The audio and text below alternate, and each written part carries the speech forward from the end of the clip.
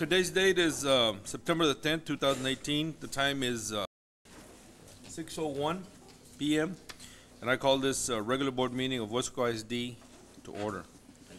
Item number 2 is establishment of a quorum. Let the record reflect that all members are present with the exception of Dr. Rivera and Dr. Rodriguez. Item number 3 is opening prayer. Dr. Canales. One second. Weslaco High School Special Education Diagnostician Velda Correa will deliver the invocation. Welcome. Loving and gracious Heavenly Father, we thank you for all you have given us, and we humbly ask for your continued blessings over all our students, staff, and school activities. We ask for a continued outpouring of your Holy Spirit over our Board of Trustees, so that with their hearts and minds open to your wisdom and grace, they may have the self-discipline, strength, and courage in the course of their deliberations to make right and good decisions that are of service and benefit to all who have placed their trust in their sincere willingness to serve others. Dear Lord, please help all of us to always keep your holy will, your honor, and your glory at the forefront of everything we think, say, and do. We pray all of this in the name of your Son, our Lord Jesus Christ. Amen. Amen. Thank you, Ms. Correa. Thank you very much. Beautiful, beautiful prayer. We move on to item number 4, Pledge of Allegiance, Texas Pledge. Dr. Canales. Board of Trustees, Mr. Robledo will be introducing the students who will be leading us in the pledge.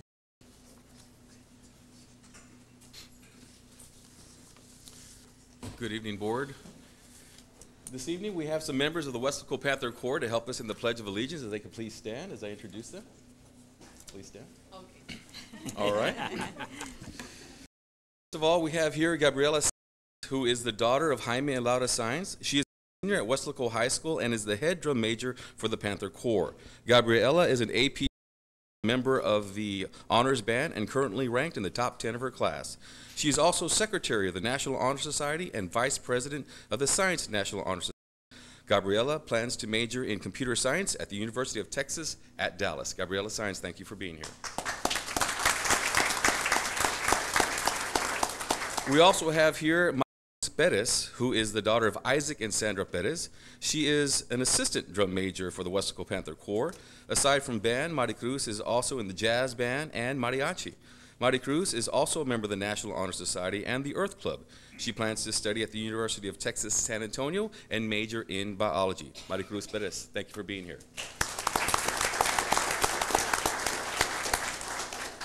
We also have here Jarek Garcia, and is the son of Jeremy and Laura Garcia. He is assistant drum major for the Panther Corps. Jarek has advanced to state solo and ensemble for 3 consecutive years and is also a member of the jazz band. He is currently pursuing his associate's degree in aerospace mechanical engineering and competes in Designation, Imagination, and the Science Fair, in which he is a 3-time state qualifier. After graduation, he wants to study at the University of Texas at Austin and major in engineering. Jarek Garcia. If their parents are here, can their parents please stand and be recognized? Parents? Okay, y'all want to turn around? We can start with allegiance. Everyone please stand for okay. I pledge allegiance to the flag of the United States of America, and to the republic for which it stands, one nation, under God, indivisible, with liberty and justice for all. Texas pledge. Honor the Texas flag. Pledge allegiance to thee, Texas, one state, under God, indivisible. Thank you. Thank you. Thank you very much. Wait up.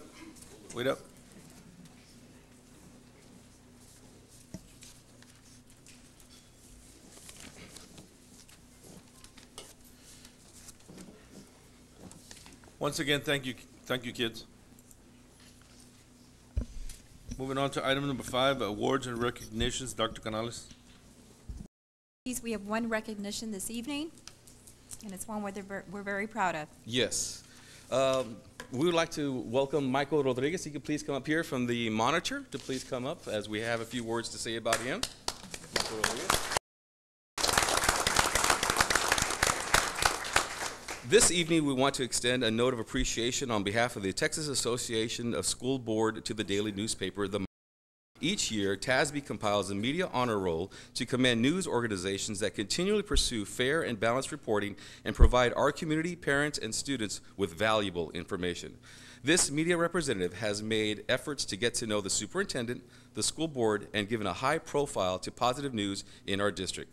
Weslaco ISD would like to recognize the Monitor Deputy Editor, Mike Rodriguez.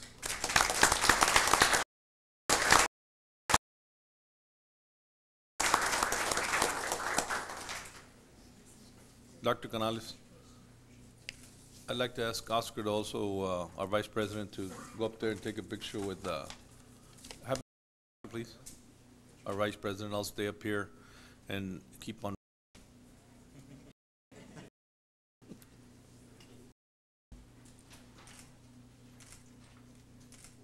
Thank you.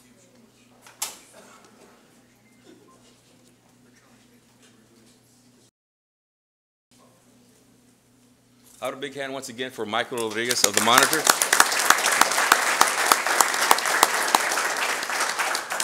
Thank you, Michael. I know you work long and hard, and we see you all over the place. Thank you for all your hard work, and it does not go unnoticed. Thank you so much. We're moving on to item number 6, public comments. Dr. Canales. Well, no, that's me. There is nobody signed up, so we will move on to item number 7. Superintendent's report. That one is to you, Dr. Canales. That one is, it's me and the team. Okay, Board of Trustees, first of all, we have Mr. Abel Aguilar, who will be presenting on STAR EOC performance and ratings. Mr. Aguilar.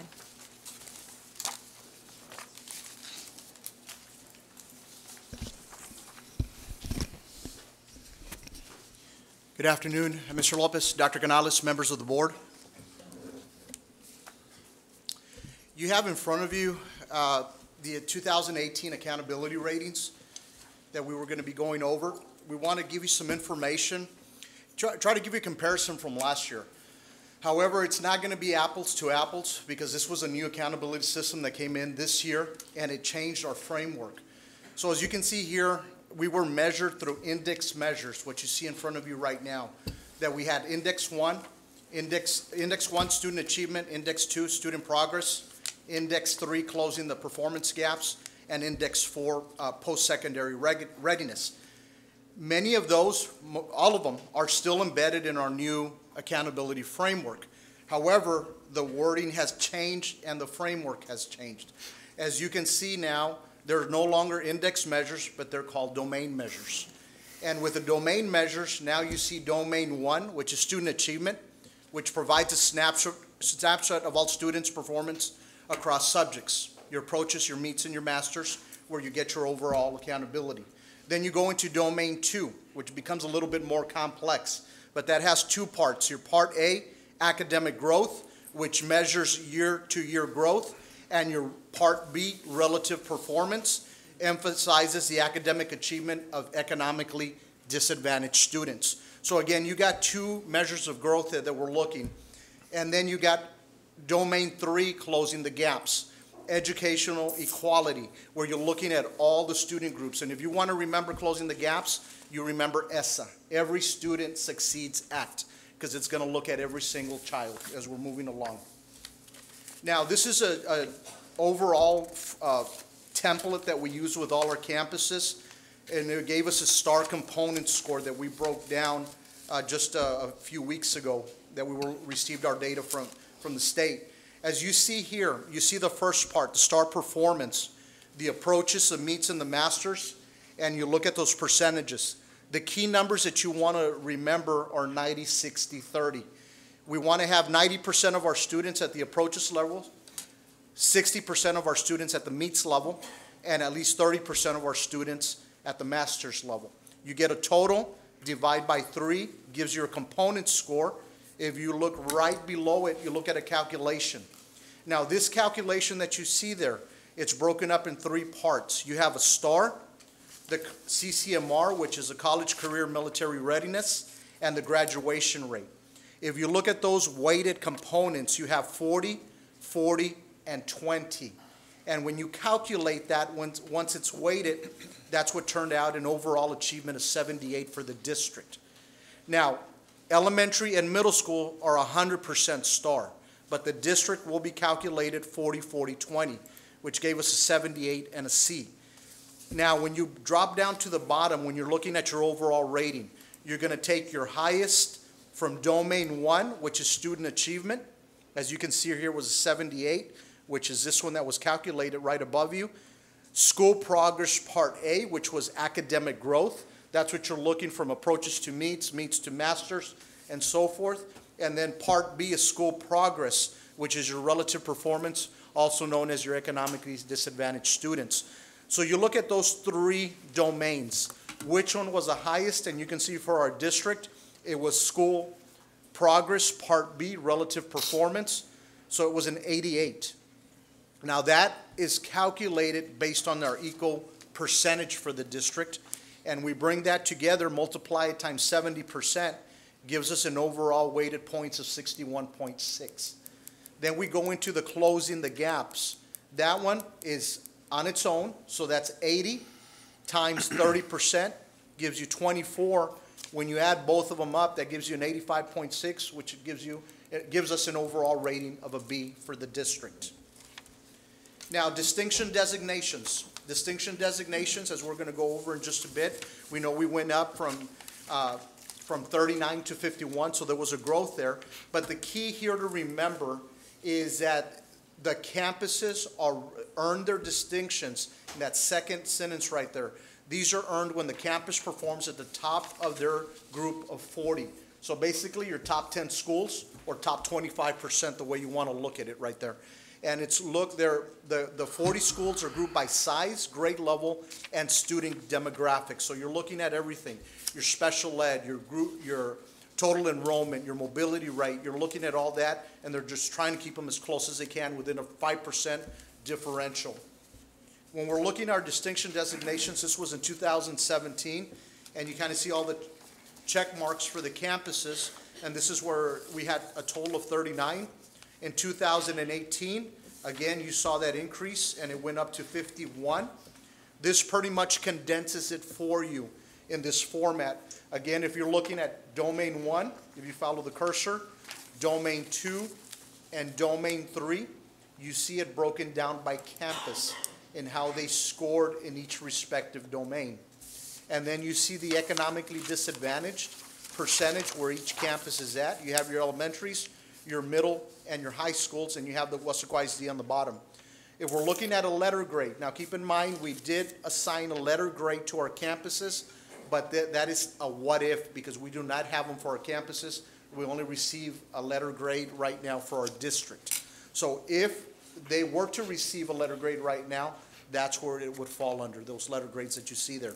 And of course, you see the last 3 years of the distinction designations. So for example, if you're looking at Airport Elementary, the first one, you see in this year they got 5 out of 6 stars. Last year they were at 0 out of 6 stars. In the previous year they were 0 out of 6. So they did very well.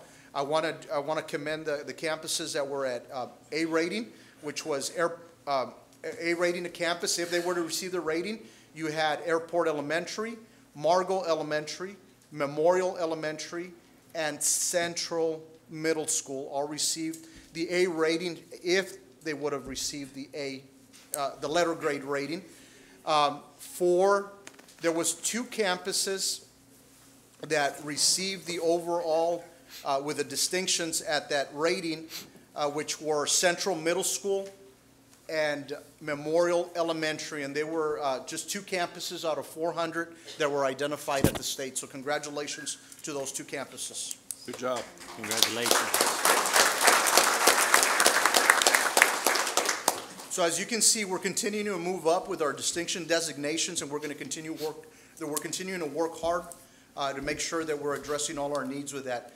Again, what you see here, this was presented to you on July 12th during the board meeting. And what we want to look at is the column for 2018. And you want to see green, because green is going to be growth. And we've kind of referenced to it. If we see it lit up like a Christmas tree, that means we're seeing growth on there. So we see the green there. If you see yellow, that means they stayed the same. If you see gray in that column for 18, that's where they took a slight decrease there. Of course, you have your approaches, your meets, and your masters. And again, I'm just going to scroll through them a bit. These were presented in July. You have your different grade levels there that we have, 5th grade, and of course, we go into 6th grade middle school, then we go into 7th grade, 8th grade. You see the green, you see the yellows, Algebra 1, Biology, U.S. History, English 1, English 2, and so forth. Excuse me, I went a little too far. So pretty much went over the accountability ratings. If you have any questions, I can explain anything you like in more detail, or if you want to break down in any other specific domain. I do have a question. Yes, sir. So after looking at all the results, what subject in the elementary school campuses do you think we should focus on? I mean, I guess, what do we get hit on the most? We're focusing right now, our area of weakness that we identified in the district for elementary was writing. Right. So we're already, we've been working with the principals, our strategists and so forth to target the areas of need, and we already have plans in place that are already coming up in September for some more staff development to work with our teachers, provide them with more tools and what they have to continue building on that and what they need. So we have a 4-day plan already that's coming up, 2 in September, 2 early October, to have that in place, ready to go. Do the grades, the elementary school grades, do they actually have to like write little essays, or do they have, or there's just multiple choice questions? It is multiple choice. It's 75% for editing and revision and 25% a component for the essay. And Okay. how it's weighted. Okay. Abel, what did we do in 5th grade math that just, it's a wow? Let me go back to, you're talking about 5th grade graph, Mr. Yeah. Gonzalez. Right there, we do have in 5th grade math, as you can see there was a very, very good growth. And you see it all the way across. You see all the green and the yellow that you see there. And one of the, I'm sorry, I'm on 4th grade, thank you. 5th grade. There we go. So it was very comparable to 4th grade math, so I kind of got confused with the slides there. But I'm going to go ahead and ask Ms. Nora Lopez to come up here. She can give you more specific details, but they've been working very carefully with their PLCs, with their instruction, trying to correlate everything with all the grade levels and so forth. Ms. Lopez?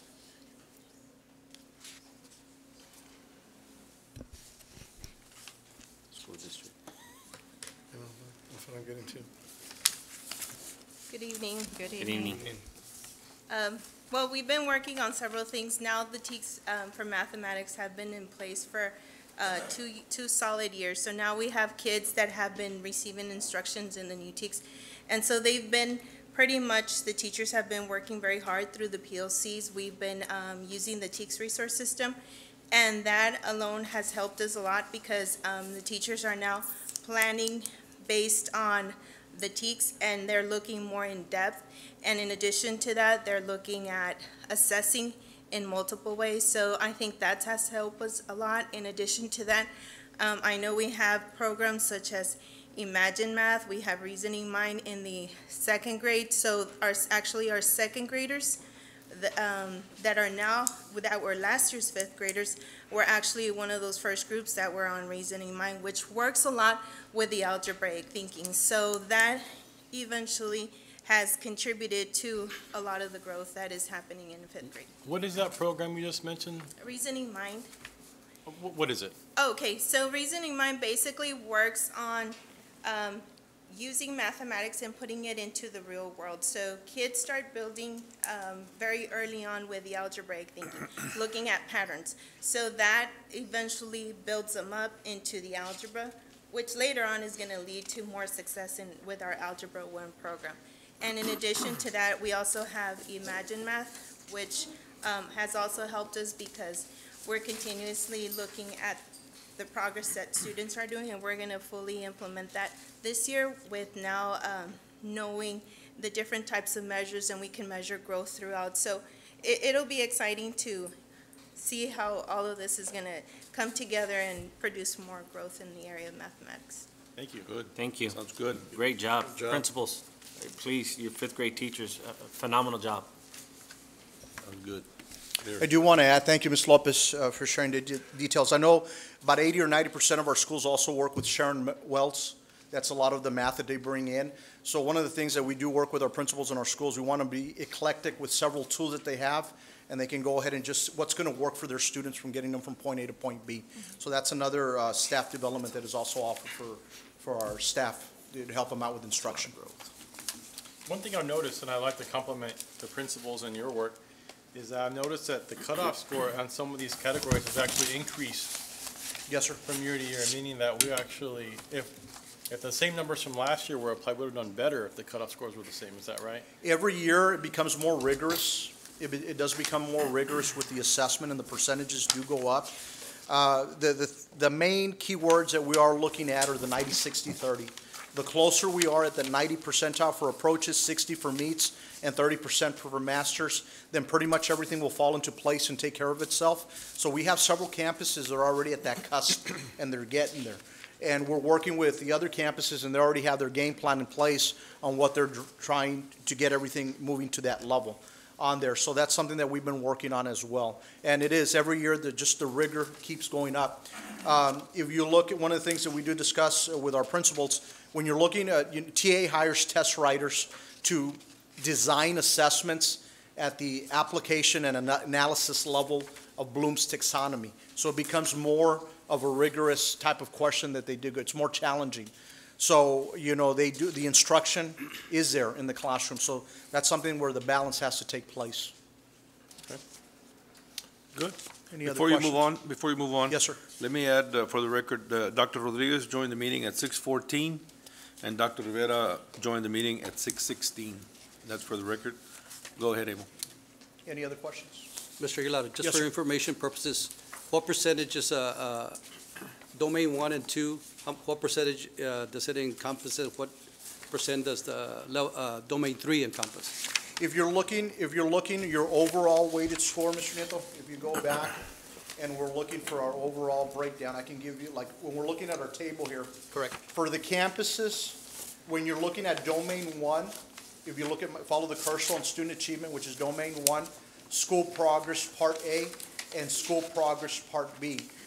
What the state does now is they're going to say, we're giving you 3 opportunities to pick your highest score. Did you have a better score in your calculation with just overall achievement, approaches, meets, or masters? Did you do better with student growth, which means a child went from a different performance level, from approaches to meets or meets to master? Or did your students do better, your economically disadvantaged students do better? So they look at those component scores and they say, we're going to take the highest one, Correct. multiply it times 70%, that's going to be 70% of your score. Correct. Then closing the gaps will be 30%. And when 30%, you're looking at that, we have to be very careful with closing the gaps because you're looking at every student now. Right. And one key component that you have to look at is every student group that a campus is eligible for, it's 25 or more students or eligible tests that we're looking at. So if it makes up a group, they're going to be looking at you and they want to know how those students performed. And from there, we're carefully breaking down the data, looking at it closely with all our principals and our central office staff to see what we can do and make sure we stay on top of it with everything that we're doing right now. Good. Any other questions? Overall, everything looks great. It's been a lot of hard work. And just to add, Mr. Aguilar and his team have done a great job on helping and making sure that we all understand the accountability system. Mrs. Peterson has been leading for CCMR as well, and we're all going to know it inside and out. And just thank you. And everyone's been working very hard. I do want to commend our principals because they do reach out. They're working with their staff. Our CNI staff is working very closely. And as Dr. Canales mentioned, we're all going to know it. We're really going to understand it, embrace it. It is complex, but once you play with it a little bit more, it becomes, just something that we're going to get used to. So everyone's been doing a wonderful job adapting to it and moving along with it and what we need to do. Thank you. Thank you. Thank you. Mr. Aguilar. Yes, sir. Once you get it, are they gonna change the system on you? Well, if you're looking, that's been the pattern that we've been looking at for the past few years.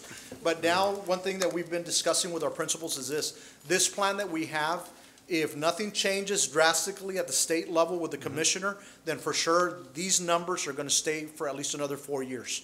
After that, targets will change every 5 years, because it's more of a long-term plan. So the rigor, the level is gonna increase. So unless there's a drastic change, which we hope there's not, Yeah. then it should stay in place for a while. They will give you sufficient warning if something is coming down the pipe? That's a good question. We had Sometimes- 1 year to sometimes learn they- it and 1 year to get assessed at And it this year. sometimes they start the school year and you take the test and we still don't know the targets. Right. It happens every now and then. But the campuses will receive a letter grade in 2019, correct? Yes, sir, that is correct. That is correct.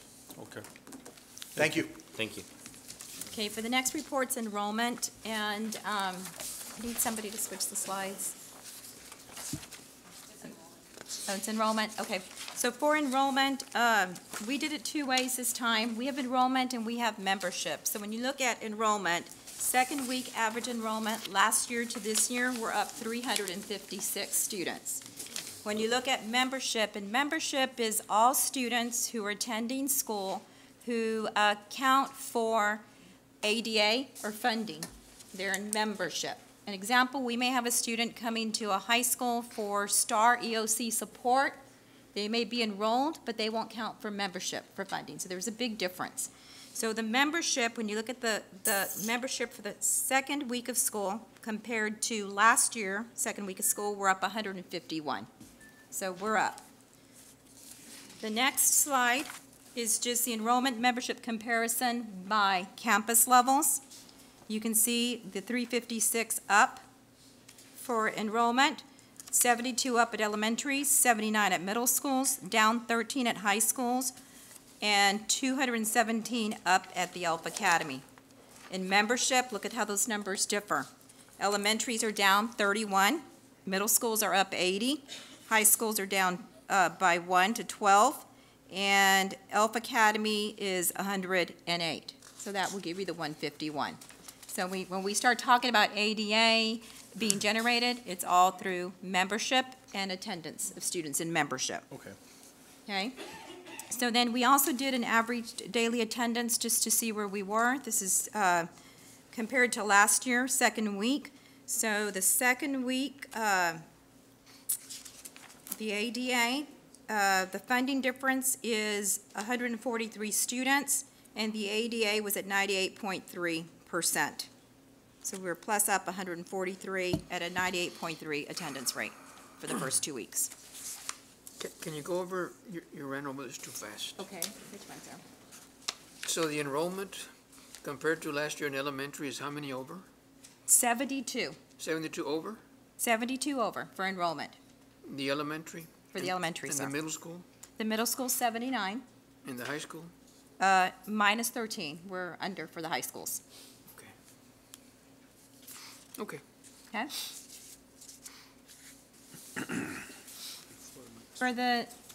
We're ready for the next report. We have high school allotment. Good We have evening. Mrs. Peterson. Good evening, everyone. High school allotment is a separate funding that we receive that's based on the average daily attendance for all students enrolled in grades 9 through 12. And the focus of that I have highlighted in the blue. It's for the purpose of preparing students for college. And we can use the high school allotment funding in grades 6 through 12. So again, it was created by the Texas Legislature in 2006-07 to prepare students for college. So we've been receiving these funds ever since that time. There are 5 different categories of allowable uses of the high school allotment, and I have the ones on the first slide highlighted in blue because these are the ones that our district focuses on. So the first one, which is to implement or administer a college readiness program that provides academic support. In this, we fund 3 counselors, an instructional coach, an avid teacher, a counseling clerk at our high school campuses. Depending on where you're at, they change a little bit between the high schools. In the second one, it mentions early college high school program, and you'll see in a few minutes that the majority of our high school allotment funds do go to fund our early college high schools. They are very expensive programs for us to run. And then the third one, to implement or administer a program that provides opportunities for students to take academically rigorous coursework, including 4 years of math and 4 years of science at the high school level. East has an AVID program, which this is definitely the focus of the AVID program, and high school allotment does fund an AVID teacher there. And then we also fund 2 summer programs for students with text prep. One is at STC, and that's a focus on STEM, and the other is at UTRGV. There are 2 other categories that we're allowed to use funds for, but our district does not use them in these categories. So at an annual meeting of the Board of Trustees, we need to present our annual performance goals, and they are as follows: to increase the district 4-year graduation rate for the class of 2019 to 95%. So there's always a lag in the data for this, so we know officially in 2017 our rate was 92.8. The unofficial rate that we have right now, based on our district information for the class of 2018, is 91%. We hope that that goes a little bit higher. We'll know for sure in October when we get the TAPR report from the state. We also want to increase the number of students successfully completing an associate's degree at the Weslaco 21st Century Cater Early College High School. Last year they had 12 students who finished their associate's degree. This year they have 32 who are currently on track, although they must complete all of the requirements, pass all the classes that they have in their schedule. So we're hoping to increase that number 12 by 3%. And then we want to have at least 15 students earn an associate's degree at Weslaco High School Early College and Weslaco East Early College. Right now, this will be their first class. It's the first senior class at the early college high schools, at the comprehensive high schools. Weslaco High School has 31 students on track, and East has 29 students on track. So we hope to have at least 15 of those students at both high schools finish, at each high school. Good. We also want to increase the number of students successfully completing dual enrollment courses at Weslaco High School, Weslaco East. And these numbers have dropped, but we've also had significantly more students participate. If you compare the number of hours that were attempted from 2015 to 2017-18, there was an increase of 2,631 hours. So unfortunately, sometimes when you have more students attempting, we have less students being successful. We want to reverse that and have more students being successful. And we received this information from STC. And then we also want to increase the number of students who graduate college, career, or military ready. And this is a very important part of the high school accountability. On Domain 1, it is 40% for the high schools. It's equal to achievement for the high schools, and it carries over into Domain 2 and Domain 3.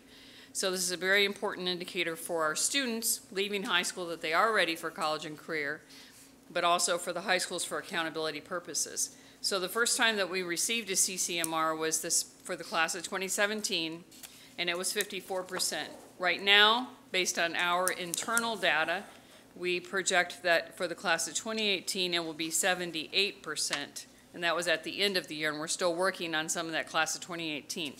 Right now, starting, the class of 2019 is already at 77%, and we have their entire senior year to go. So we know that that number will be much higher than 78% when we end the year. But that's an important focus for the high school allotment funding, to increase those numbers for the CCMR reporting.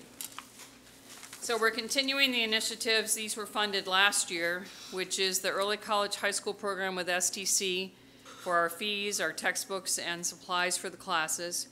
We have the summer text prep program with STC, and this focuses on, we first recruit students who are rising 7th graders, and they attend classes at STC through the summer. They will get high school elective credit. The focus of these classes is on STEM. We've recruited 30 students each year. The oldest ones now are in 9th grade, and we will recruit another 30 this spring. So we will, at any one time, have 4 cohorts in that program. And then students also, we support them if they'd like to attend summer program at UTRGV. We don't have a large number of students who go. We do provide transportation and cover the fees. This past summer, we had 6 or 7. We've had up to 12. And then we also support staff, and the staff is listed there. The new initiative, and it's kind of a mix of the new and old. For many years, Weslaco High School has had a person in a role as a career and college readiness counselor, and that was Dr. Murphy, who retired last spring.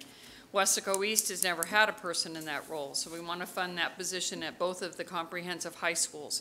And then there's a list of jobs, and it's actually longer on the job description itself, of the roles that this person would have. They would not have students assigned to them like the other counselors do, but they would have a counseling background, and they would be very much a support to the counseling team at both high schools, and focus on the 4-year graduation rates. And the reason we're focusing on the 4-year, one, we want kids out of school in 4 years, not 5 or 6. But 4 years is also in domain 3 of the accountability system. The state looks at the 4-year graduation rate. Correct. We want to increase the success in the dual enrollment courses. We're spending a lot of money on dual enrollment, and we want to increase the success rate there, and students do need support. Again, increase the number of students earning an associate's degree. Our participation and achievement on the TSI and the ACT, both of which are important college readiness exams. Increase the number of students meeting at least one CCMR standard. Facilitate the completion of the Applied Texas and FAFSA. We want to shoot for 100% on both of those. Communicate scholarship opportunities and assist students with the application. We are the only 6A district in the Valley that does not have a person at the high schools assigned to assist seniors without having a full counseling load in their college applications and financial aid. We also want them to communicate the graduation plan options to parents and students, and then assist students with the transition to the post-secondary institution. So we feel like this role is key to the success of our students at the post-secondary level at the high schools, and we want to fund a position at both schools. So if you look at the total allocation, it's a little over 1.2 million. We do have a carryover from the year before of 177,000. That was not spent last year, giving us the total allocation of 1.4 million. And it breaks down like this. As you can see, the majority of the high school allotment goes to the early college high schools. Cater Early College, Weslaco High School, and Weslaco East, it funds their programs. As you know, if you've bought college books recently, they're very expensive, so that's a chunk of it. We also pay fees to STC, and we need supplies. For instance, the welding supplies at Cater Early College High School are very expensive, and we have multiple students in that cohort getting their industry certifications. So that is how we plan to spend our high school allotment budget. We believe it'll make a powerful impact on the increasing our students' readiness to be successful at post-secondary. Any questions on that one? Great job. A lot of good information and positive things going on here in Weslaco. Thank you so much. You're welcome.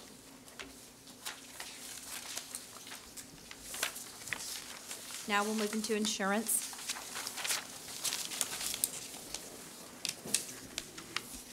Good evening, Dr. Canales, Mr. President, members of the board.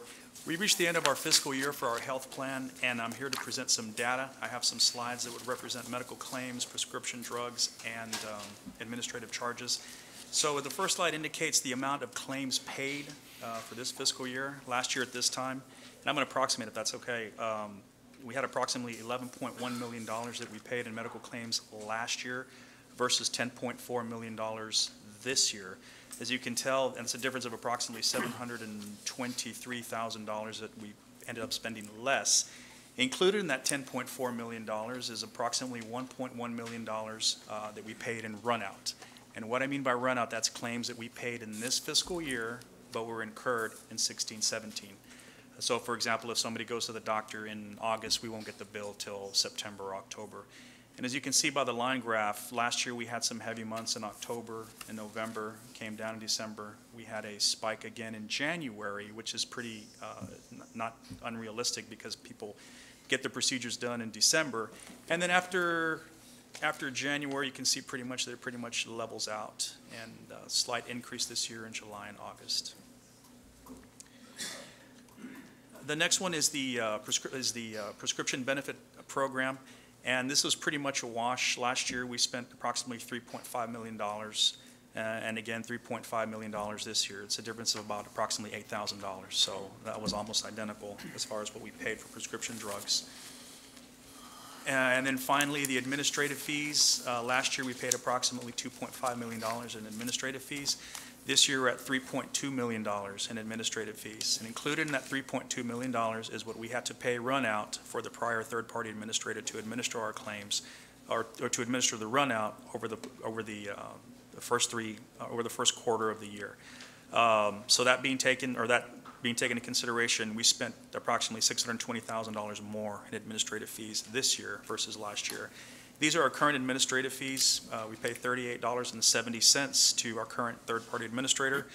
Our specific stop-loss premium is $66.59 per employee per month, and the aggregate insurance that we pay is approximately 56 cents per employee per month. And total administrative fee is $105.85 per employee per month. That's what we pay in admin fees. Overall, you have the claims, the prescription drugs, fixed costs, and of course the total. This year, we ended up at $17,019,578.92 versus last year we're at $17,130,693.77. That's a difference of exactly $111,114.85 that we paid less this year versus last year. You said less? Less. Okay. 111,000. Correct. Another note of interest, last year when you talk about excess claimants, when you talk about stop-loss claimants, these are the number of claimants that we had over $50,000 last year. And the column next to it, 17, 18, these are the claimants that we had over $50,000 this year. This data is only through July, so as soon as I get August data, I will share that with the board as well. So as you can see, last year we had approximately $4.2 million in excess claims over $50,000. We received about $700,000 back in stop-loss reimbursements.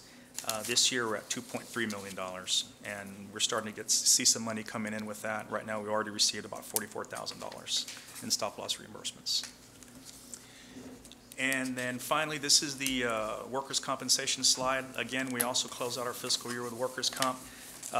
Last year we had 111 claims. This year we had 113 claims, a few more than last year. However, we paid approximately $254,000 last year versus this year, $91,404. Outstanding reserves, of course, are indicated there, and totally what we've incurred last year was $370,000, and then versus this year, a little over $134,000. So I'm proud to say that for this fiscal year, there are 23 weeks in which temporary income benefits were not paid to our employees. And what that means is that Weslaco ISD did not have any employees out on workers' comp during those 23 weeks throughout last year. That's good. Good. Good job on that. Thank you. And that is it. If anybody has any questions. On your first line, on the runouts, you show 1.1 million? Yes, sir. Paid from previous years? Yes, sir. From what account did you pay that? The 753 health account. 753, the health insurance account.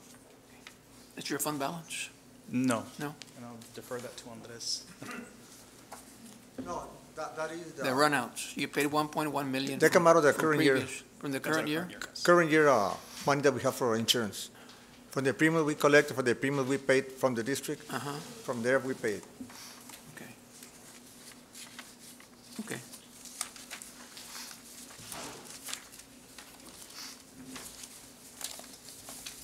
Mike, I know when we switched from freights to Blue Cross, we were supposed to save quite a bit more than the 111,000. Is that correct? I believe one of the representations they made was that we would see about a $2 million in savings.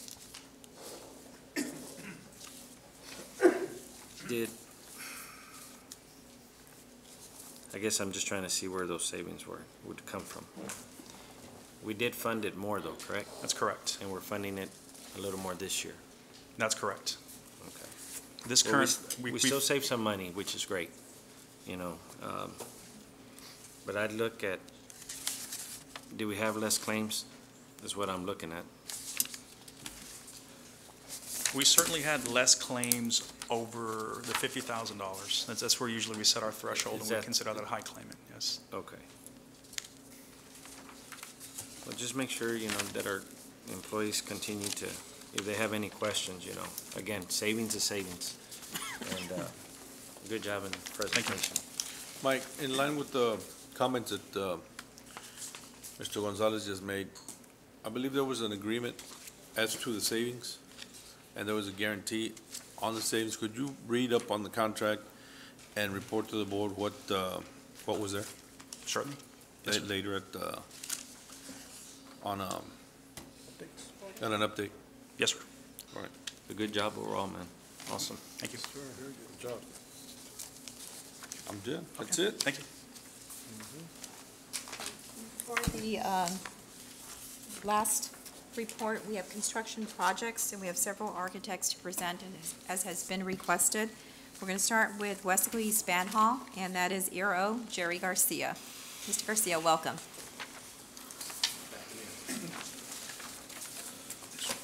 Good afternoon, Dr. Canales, fellow board members, Mr. Lopez. I'm trying to see if I can pull this thing up. I think this is the first one, right? Which one we started? This one? The Band Hall, ERO. Oh, okay. Right here. This one. Yeah. I don't know where. No, that's not it. Or did they go from green?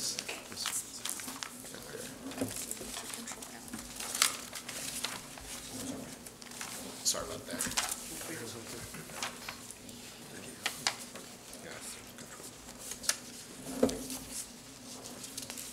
Yes, good afternoon. I'm sorry about that, guys. We had it ready, but for some reason. Weslaco East Band Hall, the dates are wrong, but the true dates are July 16th was NTP was awarded to the contractor. They commenced on the project on the 26th of 2018 of July. As it is right now, the progress on this project, they've got all the rough-ins for all the plumbing right now, and they've opened up the grade beams, and they've got all the reinforcing steel on site ready to get going. Fortunately, with this weather, they're going to try to see what they can mitigate and try to get something there for dewatering purposes at this point because of the footings that we're putting around the buildings. They dug them out, got them exposed. I hope it doesn't hamper and delay the project, but I've talked to the gentleman from the contractor, and he's making measures, right? He's taking measures to make sure it doesn't, we don't lose that. So that's where we're at that point. I was asked only to present for the band hall, but I've also got the roofs all there if you'd like to listen to that, or we can. You can talk on the pictures you have on your presentation. Okay.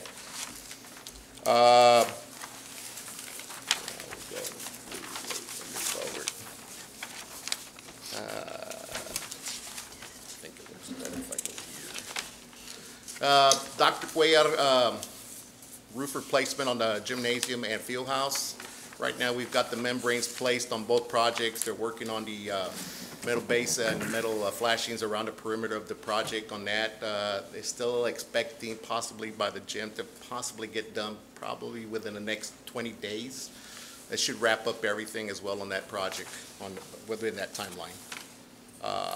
The next one, as we progress, is the Bigarza Middle School.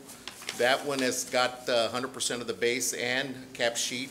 We've done about 65% of the sheet metal, and they've ordered the aluminum ladders. There's 3 aluminum ladders that are going to be placed on that project. They're expecting delivery. As soon as they're delivered, they'll get them installed, and then by that time, I'm hoping we'll have about another 15 days to wrap up that project as well. I didn't hear about any leaks on that school, so far so good. Good. That's project progress. The next one's the Weslaco High School Band Hall. That one's complete. Everything's been complete on that project. Metal, roof cap, completed with the ladder as well. So I didn't hear anything about leaks on that one either, so I'm assuming that one's okay. So we're good. That's the old high school band hall. And the last one is the airport high school. I mean, the airport elementary. We're about 95% of the cap sheet installed. They're working on some of the air conditioning islands up above. They got 2 left. 65% of the edge, perimeter edging metal is being installed as it is now. And hopefully we'll get completed before our timeline schedule, which is, I think our timeline is the late October. So we're on target on that one too. What is the estimated completion date for the band hall? The estimated completion date of the band hall is late February. Okay. As it is right now. Hopefully we don't get derailed with the weather, but we're anticipating to get that taken care of pretty quick. Okay. Yeah. Thank you. We'll regroup again. Thank you. Thank you so much. Appreciate it. Thank you, Mr. Garcia. Next, we have PBK. I believe Juan Tandu is here.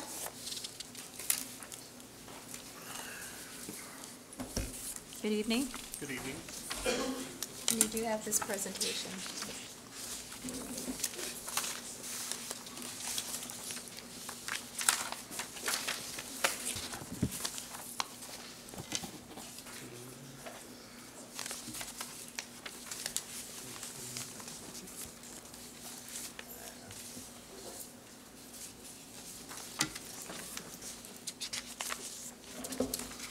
Good evening.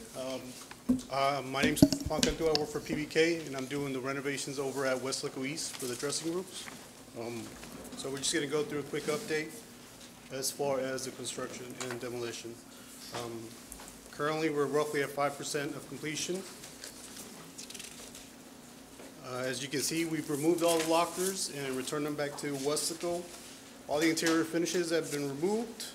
The mechanical, electrical, and plumbing, all has been removed. All interior walls have been removed, and exterior windows and doors have also been removed and infilled.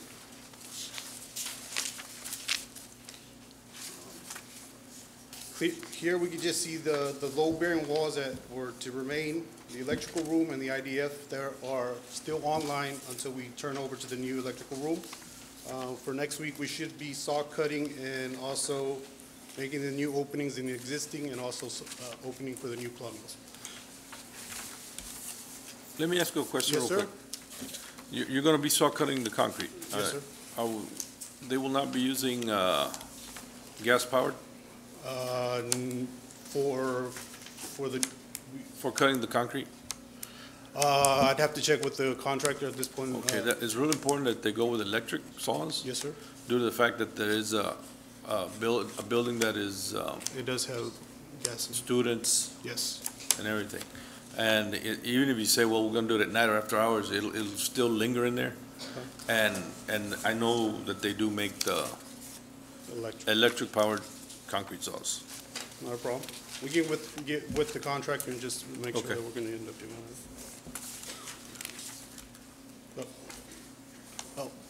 So, the next big issue for the dressing room was the portable buildings that needed to be installed prior to the kids using it.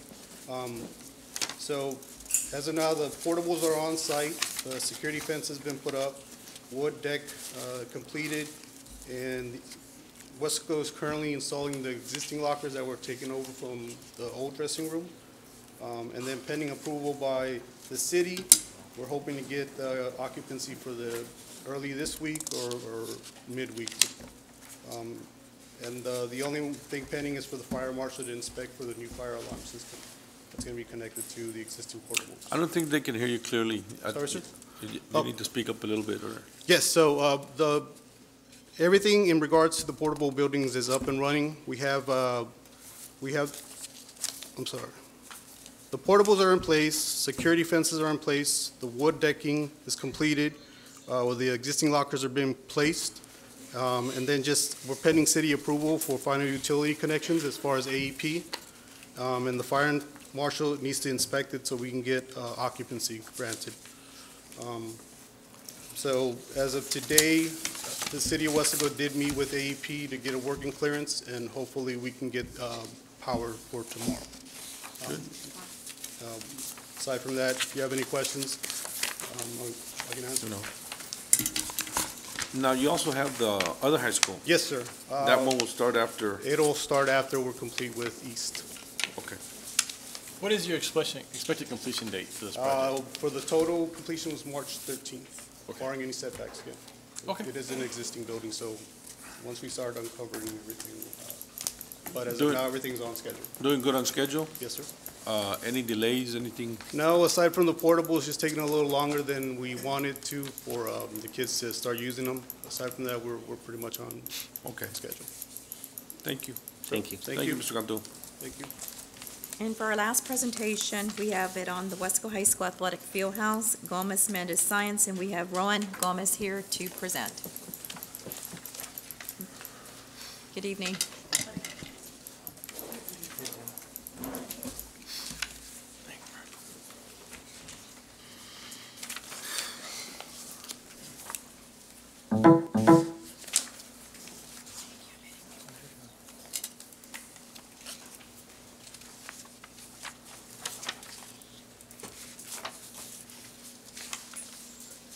Thank you, sir.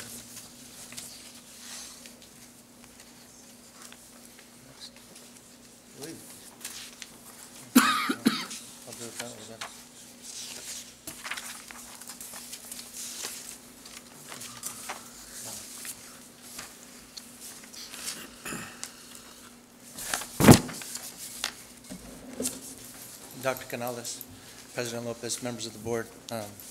Again, my name is Ron Gomez. I'm one of the partners with Gomez Mendez Signs. I'm here to give you an update on the Weslaco High School Fieldhouse. The contractor is NM Contracting. The contract is a little bit over $3 million. They're currently billing through this month at $1.2 million, which is about 41% of their construction costs or contract amount. The contract duration was 258 days.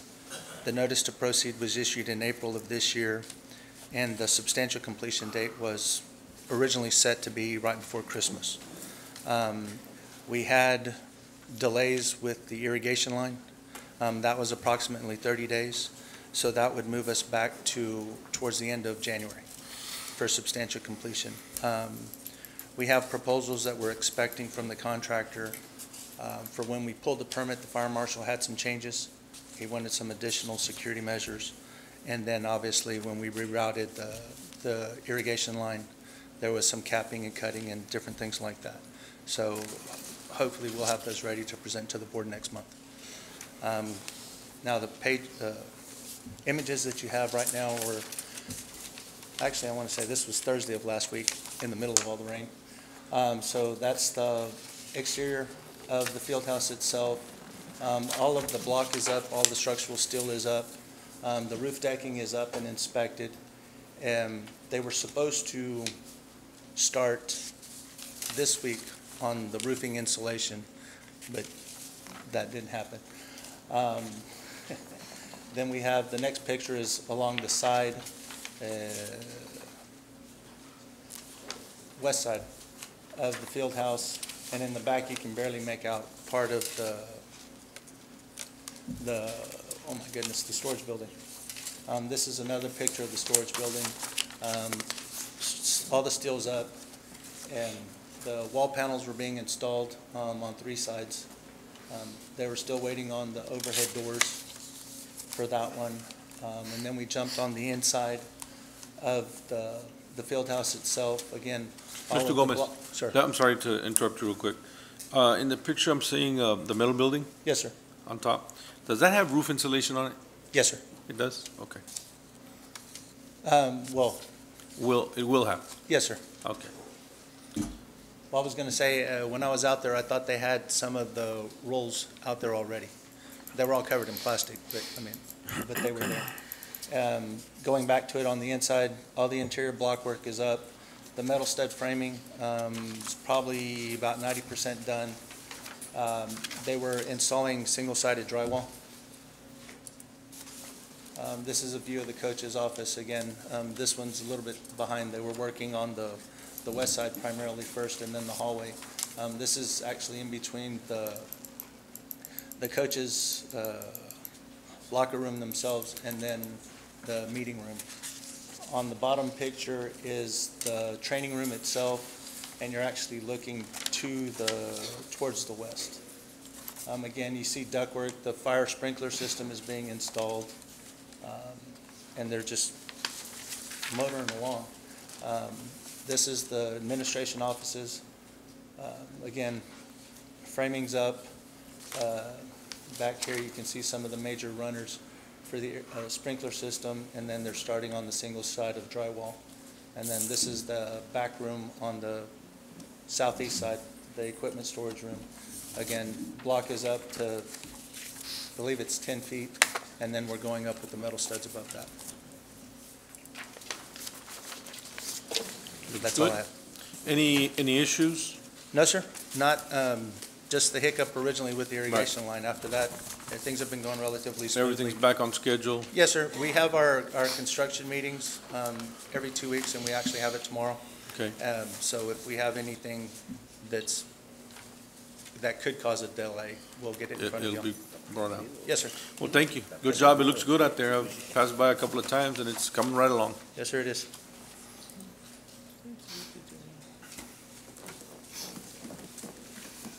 Thank you.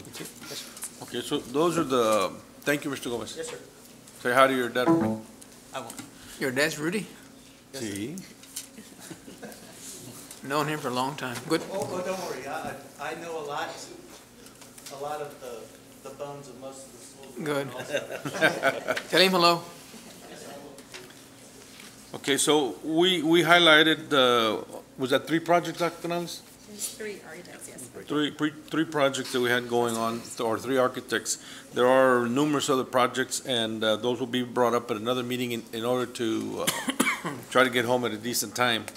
Yeah, we'll get some more at the next meeting, Doc? Yes, sir. We can have some more at the next meeting. Okay. Thank you so much.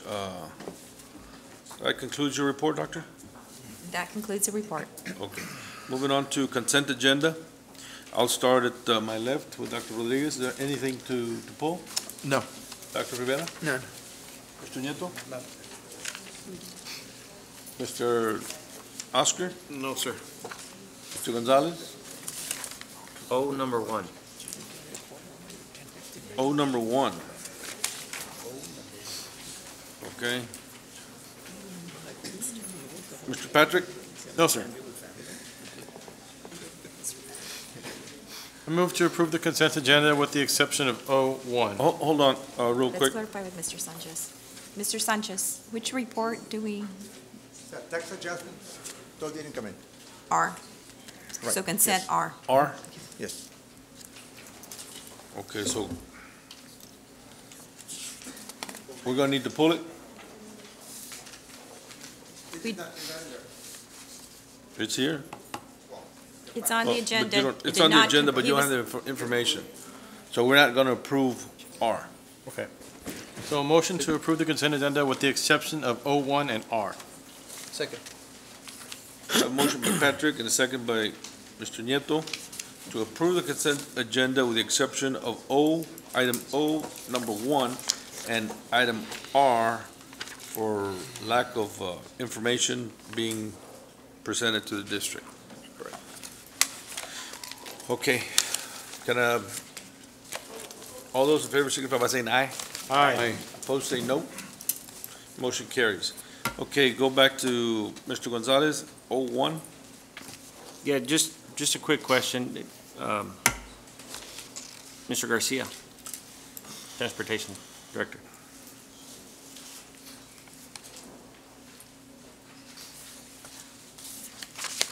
Yes, sir. Mr. Garcia, I just want to make sure, I know, you're doing a phenomenal job out there with our fleet, and I want to thank you, first and foremost. Secondly, I just want to make sure, these parts and supplies district-wide, so this is going to be our bus fleet and the white fleet? Yes, sir.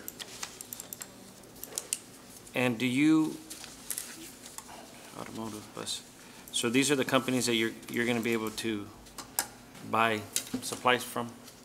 Is that what this is? I didn't get a final notice as to what was on there, so.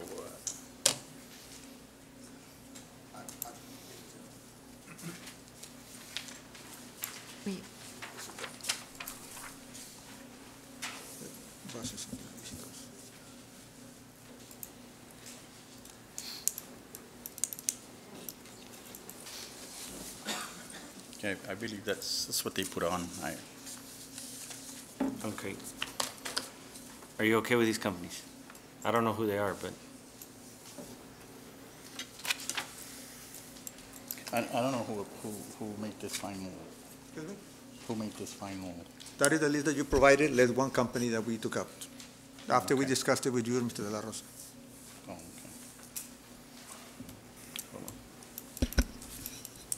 so I guess basically my question is, don't run out of parts. Don't run Oh, out no, of supplies. there's plenty of vendors. Plenty. But there's 5 Vendors vendors. that you worked with? Excuse me? Vendors that you can work with?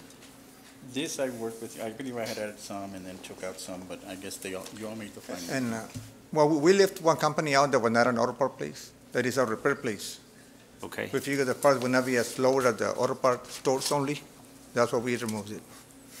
And there's another company that they use a lot that did not bid in here, that is part of the Region 1 Co-op, which we can also buy from them. Okay. If we don't get them from here. If you don't get it from the other From these vendors suppliers. that are here. And this is I believe this is a $3,000 threshold in all these companies. So if there's any part that's over $3,000, certainly we can go get quotes from other companies if they're not available through these vendors. But these vendors you're talking about, general, everyday things, windshield wipers, spark plugs, the things that we buy in bulk mainly. Okay. Well, just, make sure that all 3 of you are part of the meeting when these meetings take place, please. I'll move to approve. 01. I'll second. Okay, we have a motion by Mr. Gonzalez and second by Oscar to approve 01. Is there any further discussion? No. All those in favor signify by saying aye. Aye. Opposed, say no. Motion carries. On item R, that is just getting removed? There's no action. No action on item R. Correct. Okay.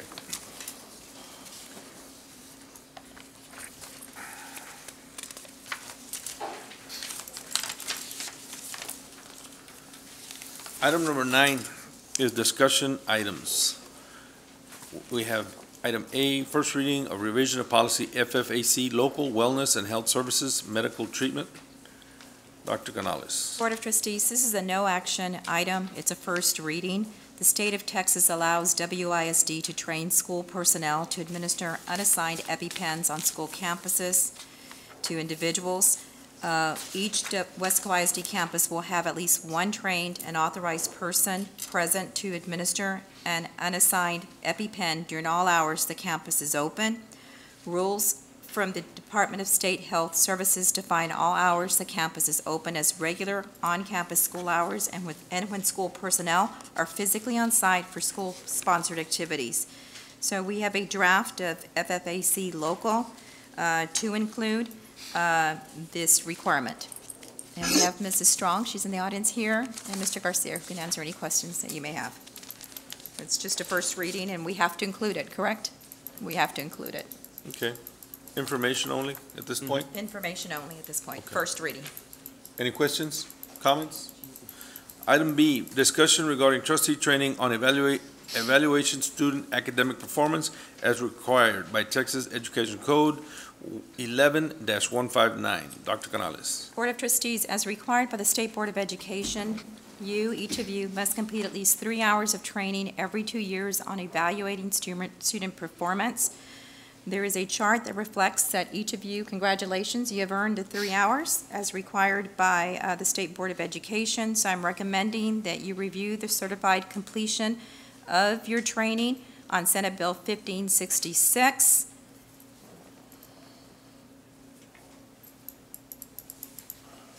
And it shows that all of you have received and have complied with the requirement. So congratulations. Thank you. So everybody's done? Yes. For 2 years? This is every 2 years. Yes. Item C, interim financial report for the 12 months ended August 31st, 2018. Okay, Board of Trustees, this is a no-action item as well, and Mr. Sanchez will highlight the financial report. Thank you, Dr. Canales. Mr. Lopez, members of the board, this is the report for the 12 months ended August 31, 2018. In the general fund, out of budgeted $180,099,000, we received or accrued $169,583,000. That represents 94% of the adjusted budget. And on the expenditure side of $183,394,000 budgeted, we spent or encumbered $164,624,000. That represents 89.76%. You'll remember we did an amended budget at the end of August the 20th to put in extra revenue or extra expenditures to make sure that we did not go over in any function. That's what the numbers look like. We only collected 94 on the revenues, but it's to provide for additional what we needed. We still haven't finished with the adjustments. There's some payroll that we need to accrue after we run it for this month, so that is not reflected. Some ADA for the first week of school is not reflected yet. So by the month of October, we should have a better figure on it. While the audit gets finished, we'll have the better numbers to give you. Any questions? Dr. Rivera? No, none. On target, he's on target. Okay. Thank you. Item D, acknowledgement of Hidalgo County Tax Office report for August 2018, current and delinquent taxes. Dr. Canales. Okay, Board of Trustees, we did not receive the August 2018 tax collections report from the county, so this item will not be presented for discussion at this time. Okay. Moving on to item 10, discussion and possible action items.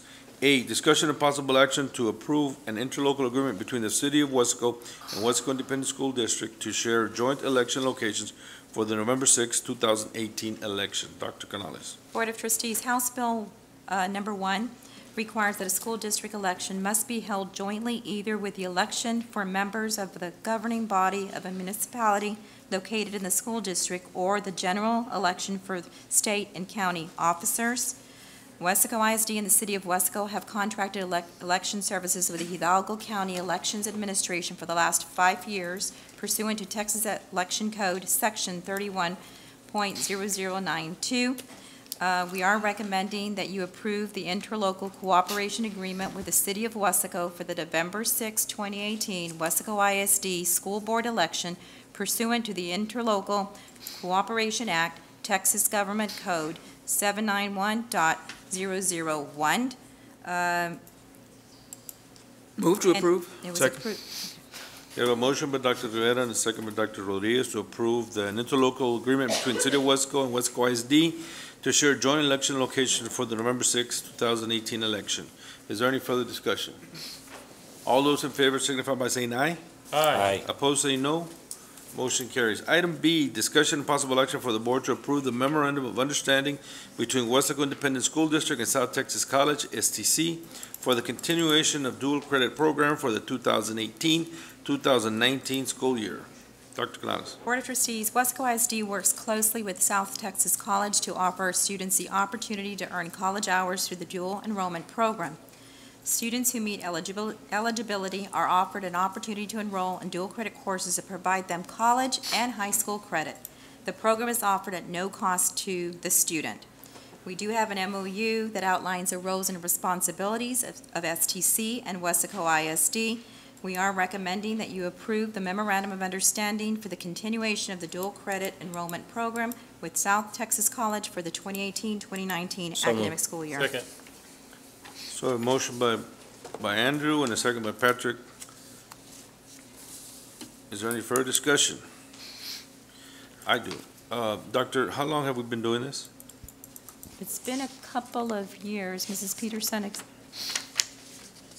were the talking community- about that today. Just so the community knows that this is not something that we're just jumping into. Right. This is the 4th year of the Early College High School program for our Kate Early College High School, and the 5th year for Kate Early College High School, and the 4th for the comprehensive high schools. But prior to that, we were offering dual enrollment credit for years and years and years. Yep. So it's something that's been with us for a while. A long time. Thank you. Thank you. Is there any further discussion? All those in favor signify by saying aye. Aye. Opposed, say no. Motion carries. Item C, discussion and possible action for the board to consider approval of a change order for the fencing project at various campuses. Rodolfo Rudy Silva Elementary Junior, Justice Raul Gonzalez Elementary, Dr. Rodolfo E. Margo Elementary, Northbridge Elementary, Joe Calvillo Kate Complex, the Aquatic Center, and Kate Early College High School. CSP number 17-06-50, rebid. Dr. Canales. Board of Trustees, during the construction of the fences, there were several changes needed for fence material, wrought iron, and chain link, including changes in the number of gates needed at various locations. These changes added up to an additional $7,414.80. So we are recommending that you approve a change order that was needed to complete the fencing project at the various campuses: Silva Elementary, Raul Gonzalez Elementary, Margo Elementary, Northbridge Elementary, Joe Calvillo Kate Complex, Aquatic Center, and the CT Early College High School. How will the change order affect the budget? It's $7,414 more dollars. But we have the money in the Oh, budget yes, to yes, accommodate? yes, we do have. Okay, then I'll move to approve. Second.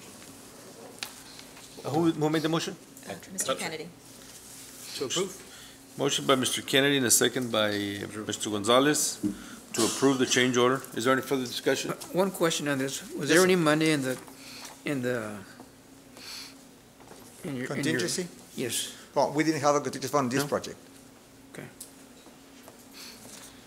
When there's an architect or engineer, there's usually contingency fund, but we didn't have one on this. Okay. Is there any further discussion? All those in favor signify by saying aye. Aye. Opposed, say no. Motion carries. Item D, discussion and possible action to ratify the purchase of A, 1 pickup truck and 9 suburban SUVs as a result of damage associated with severe weather in June 2018, and B, 1 pickup truck and to replace a 2001 pickup truck. Dr. Canales. At the June 28, 2018 special called board meeting, board members, you approved an agenda item to ratify and approve the procurement of materials, labor, and other services as needed for the immediate repairs of the district facilities and our equipment damaged because of the unforeseen heavy rains that occurred in our city on June 20th, 2018, and thereafter. And this is according and the authority of the Texas Education Code, Section 44.031H. We are recommending that you ratify the purchase of 1 pickup truck and 9 suburban SUVs ordered between Wednesday, August 15th, 2018, and Tuesday, August 28th, 2018, from the 2 auto dealerships, Payne Group of Weslaco, Texas, and Boswell Elif Ford of San Benito, Texas.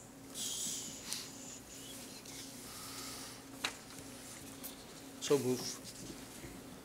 Second. We have a motion by Mr. Nieto and a second by Mr. Gonzalez to approve and ratify the purchase of the vehicles listed. Is there any further discussion? A question, how do we select the vendors when we purchase these vehicles? Mr. Sanchez? Whenever we had a problem with the flood, we started put our package together on the vehicles that were damaged. We sent it to all the dealerships in the valley and outside the valley that we dealt with. And whomever replied that they had them available, and that's how we purchased. Okay, so are these low bids that we got on then? No, those were the only bids, basically. On the trucks, that was the truck was the lowest bid. On the Suburban were the only ones available. We received some quotes last Thursday that we're going to be doing, using to buy additional vehicles. Those are going by better prices. We're going to have to wait from 90 to 120 days. So on those, we will go by the lowest price. Okay. And Mike, again, these are to replace the 15 Suburbans that we had, correct? And that is correct. And to reiterate Mr. Sanchez's point, most of the Suburbans were 90 to 100-day wait period to get. So the ones that we were able to find at the local dealerships, they had them available right away or within like a week or two to get them. So in order to get the kids going for the first day of school, those are the rationales of that. Okay.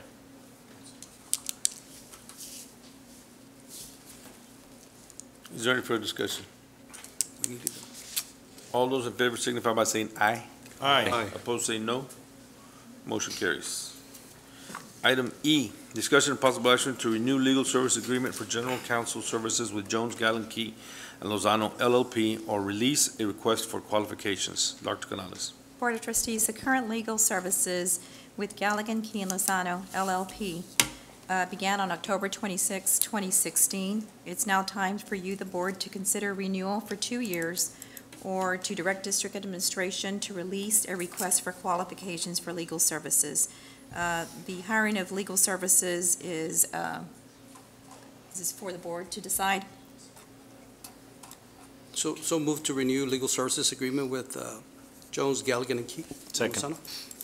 A motion by Mr. Nieto and a second by Mr. Gonzalez to renew the agreement for general counsel services with Jones, Galligan, Key, and Lozano LLP. Is there any further discussion? The fee stayed the same, correct? Yes. Great. I want to add that he's doing a good job. Absolutely. In the years, the year that I've been president, he has been a great source of information and help to both Dr. Canales and myself. Thank you, Mr. Perez, to you and your firm. Any further comments or discussion? All those in favor signify by saying aye. Aye. Opposed, say no. Motion carries. Item F, discussion and possible action for the board to consider approval to reject the proposal, responses received for the consulting services for long-range facilities master plan, RFP number 1806-33. Dr. Canales. Board of Trustees, the district does not currently have a comprehensive long-range facilities master plan to aid in prioritizing capital needs and planning for an efficient use of resources to maintain facilities. In an effort to address this need, the district released a request for proposals called Consulting Services for Long-Range Facilities Master Plan, RFP number 18-06-33. The Facilities Committee met on September the 3rd, 2018 to review the 3 proposals received and the service options offered by the consultants. The committee discussed these proposals again during their monthly Facilities Committee meeting held on Thursday, September 6, 2018. After the review of proposals, administration is recommending that the board rejects the proposals received and authorize administration to rebid this project with more clear objectives by separating the services needed into 2 separate options that can be awarded separately or together, whichever is the best interest of the district. Move to approve that recommendation. Second. A motion by Dr. Rivera and a second by Patrick Kennedy to reject the proposal on the consulting services for long-range facilities master plan, RFP number 18-06-33. Is there any further discussion? There being none, all in favor signify by saying aye. Aye. Opposed, say no. Motion passes to reject. It sounds weird, but okay. Item number 11, closed meeting to discuss personnel matters, Texas Government Code 551.074. Item 1, employment of personnel. 2, resignations. 3, deliberation regarding the employment evaluation, reassignment duties, discipline or dismissal of a public officer or employee, Texas Government Code 551.074 and 551.071. Subitem A, superintendent evaluation review.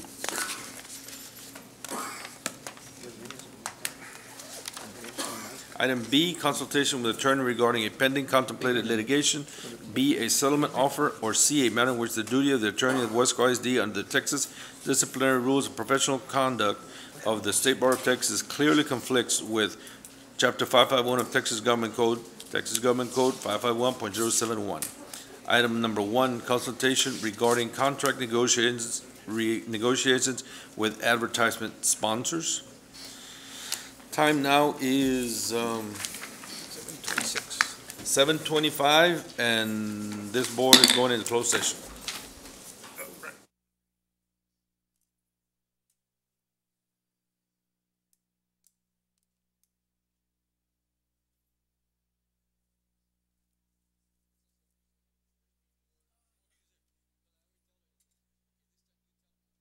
Resignation.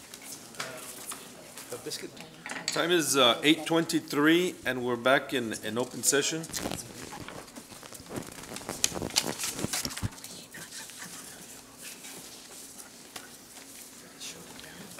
Item A, items discussed, should I say, in closed session were item A, personnel matters, Texas Government Code 551.074.